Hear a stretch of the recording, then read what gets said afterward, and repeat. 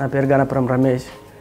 మాది నిజామాబాద్ డిస్టిక్ సిరికొండ మండలం న్యావనింది గ్రామం. బ్యాక్ పెయిన్తో బాగా అవస్థ ఉండే 6-7 సంవత్సరాల నుంచి నాకు బాగా పెయిన్ అవస్థ బాగుండే. మా ఫ్రెండ్ ద్వారా తెలుసుకొని మా ఫ్రెండ్ చెప్పిండు గిట్లా వెళ్తే బాగుంటుంది అని చెప్పగానే నేను లోకల్ హాస్పిటల్లో నిజామాబాద్లో బాగా చేయించుకున్నా కానీ కంట్రోల్ కాలేదు, తక్కువ లేకుండా. మరి ఇక్కడికి వచ్చి సుజిత్ కుమార్ గారిని కలిశాను.